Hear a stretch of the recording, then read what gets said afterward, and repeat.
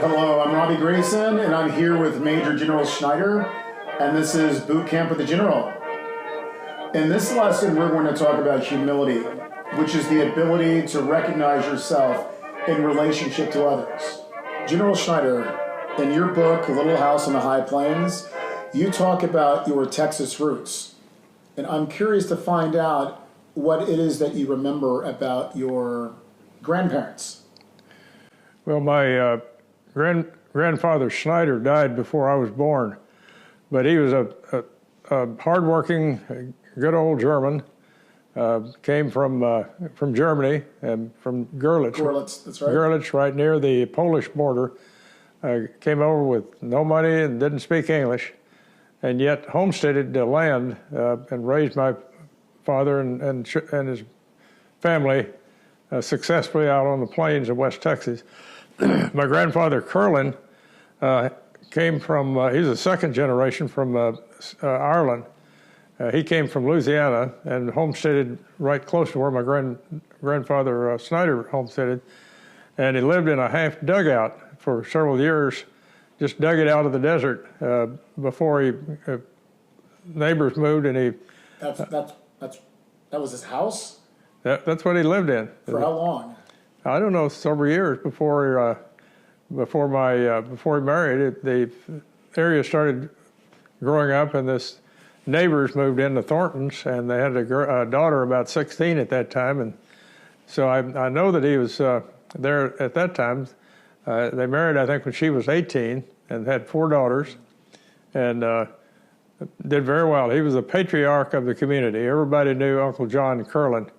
And he started the school. He always picked the school teachers. He picked the textbooks. He was really big on education. And he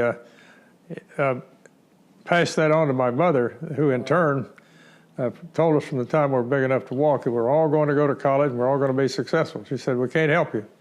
But I guess determination and setting goals was really important. And again, the point was that we really respected our parents and our grandparents. We didn't want to embarrass our parents or grandparents, so that kept you in tow if you started to step out of line. And we had a lot of just good honesty and hard work, and you had 3 influences: your family, your church, and your school. That was it. You didn't have all this other fancy stuff we have now. Right. And we lived in a 800 square foot house with no electricity, no bathroom, no running water. Well, we did have running water. Mother'd say, boys, run down to the well and get a bucket of water. And so you were the running water, basically. I was the running water. but very primitive living conditions.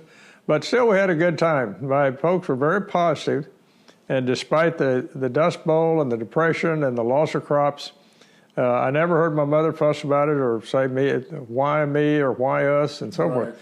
She just said, things are going to get better. The good Lord's going to take care of us, and we'll be all right. And it gave you a real sense of confidence to know that your parents were positive and optimistic. So that was really some of the values that I picked up in childhood. Well, you told me a story, speaking of honesty being a trait that you were taught, you told me a story once, I believe it was of a grandparent who had the right to marry people within his county. My grandfather Curlin was I guess, justice of the peace. Right. And this couple came onto his farm and in a buggy, and they had the marriage license. They wanted him to marry him. He was authorized to do that. And grandmother Curlin came out after a while to bring some food or water or something to my granddad, and looked at the marriage license, and she said, this is not authentic because the license was in a different county. Right. And I guess at that time you had to be licensed in the county that you're married in. So Granddad had to unhitch all of his horses and get on a horse and ride and try to catch this couple, and he did catch them and tell them they was not authorized. They had to redo it. So that's real honesty. He could have gone on, and they probably would have never known, but he just wanted to make sure it was right. That's something else. That reminds me of the story of George Washington cutting down the apple tree, or the cherry tree, I think it was. Yeah, something like that. And then the honesty of Abraham Lincoln as well. Right. Who I think he walked a long distance in order to return change to a lady who bought something out of a store that he was working on. But, I've been told before that you know, if your life were a movie, how long would your credits be? And, you know, when we think about giving credit to people and how little we give credit to people or how much we give credit to people really determines the level of humility. Mm-hmm. So humility nowadays seems to be, you know, especially among young men, it seems to be something that would be equated to being a wimp Mm-hmm. or, you know, girlish. But you've lived almost 90 years. And so I'd imagine that the credits on your movie would be pretty long.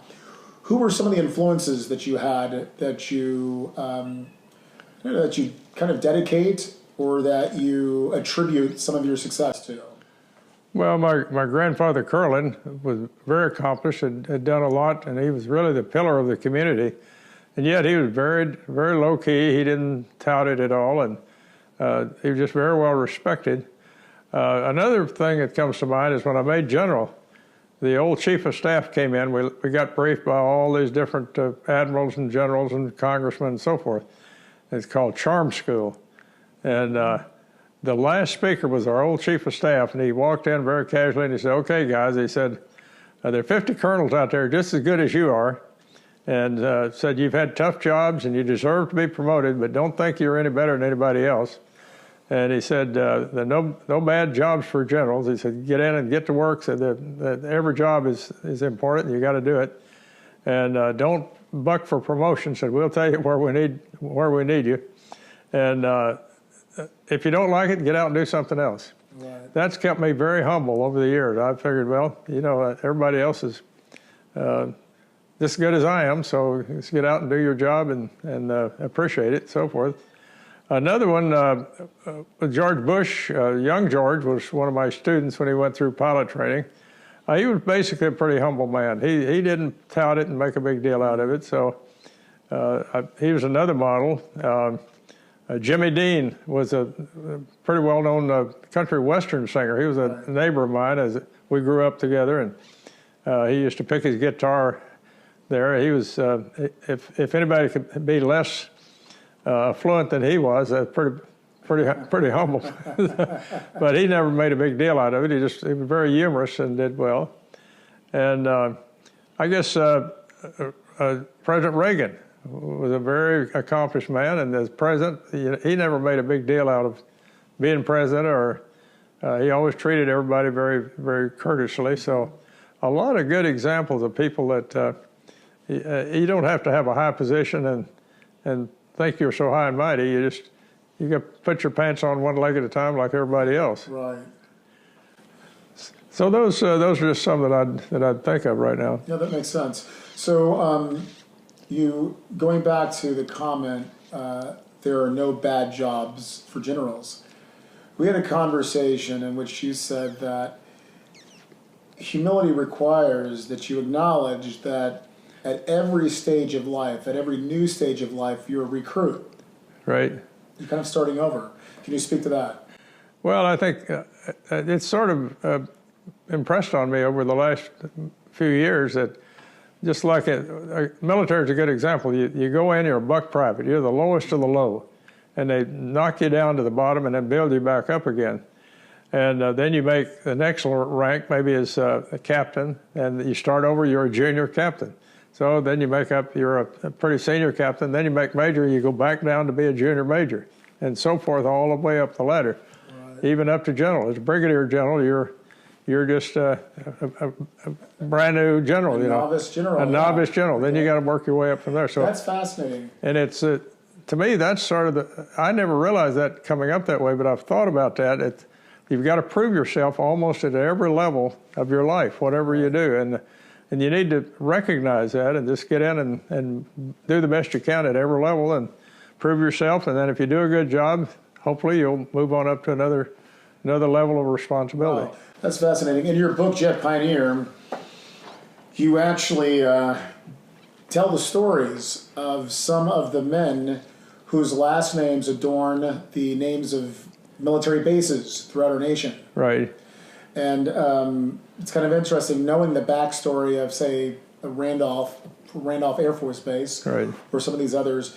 it's really neat because it makes you realize that there's a beginning to everything. Sure. And I think oftentimes, young men feel like their life is just one long continuum of anxiety or of stress or of the pressure of having to prove yourself. So what sorts of examples would you recommend young men to have in their lives? What sorts of mentors? Well, just study biographies. I love to read biographies. You mentioned President Lincoln. He came from very humble beginnings and yet didn't have the normal schooling and so forth, yet he went on to be president and did an amazing job. Right. And there's so many other examples of that.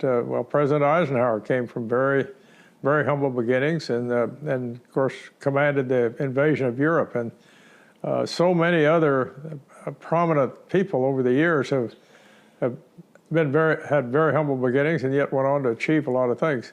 But back to your point of every level, you got to realize that you're going to get up to a certain level. Maybe in Congress, you get up to be a congressman, and then you're a junior congressman. It takes you a while to move on up to get committees and so forth. And in an organization, you start off as a brand new recruit in a company. You got to work your way up, and then maybe you'll get up to vice president. So you're a junior vice president. You got to work your way up, and maybe a senior vice president, and maybe president, or whatever. So that's, as you mentioned, it's not a continuum. It has a lot of ups and downs over your career, and you just have to accept that and do the best you can with each one. That's actually good to know. Tell us a little bit about this piece right here. This kind of represents your pioneer / cowboy roots in the state of Texas. Well, that was sort of reminds me of my old uncle. I used to work on a ranch, my uncle's ranch out in Arizona when I was a kid in the summers. And he got a great kick out of making me ride about 30 miles the first day I was out there.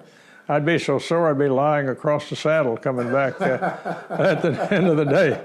It took you about a week to toughen up, but I just loved horses, and we always had horses on the farm, and of course my favorite one was Jelly Bean, who was our favorite horse.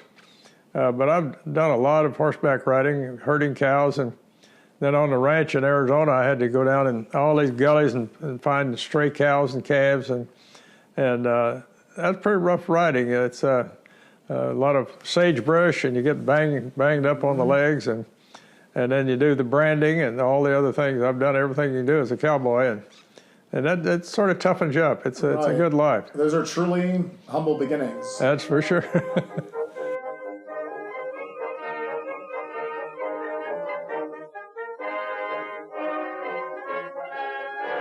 Well, I think they just need to do a really good job at whatever they're doing, whether it's schoolwork or if you're working part-time, dig in and just do a super job, and then don't brag about it. Just let other people find out what a good job you did. A good example was Colin Powell. He was raised in New York, and the story goes he was walking down the street, and this gentleman came rushing out of a building and said, "I need some extra help. Do you want to work?" And he said, "Sure." He went in and started working for this gentleman and ended up being very successful, and the store owner helped him get into, I guess, into the Army and helped him along the way. But yet you'd never know that he started off with really, really humble beginnings. Possibly just not bragging about what you do. Just try to do a really good job at everything you do, and then don't make a big deal out of it. Let other people find out what a good job, and they will. If you do a good job, you'll get known as being a good person and an achiever, and that will help lead you up to more important positions and hopefully good jobs and a good family life along the way.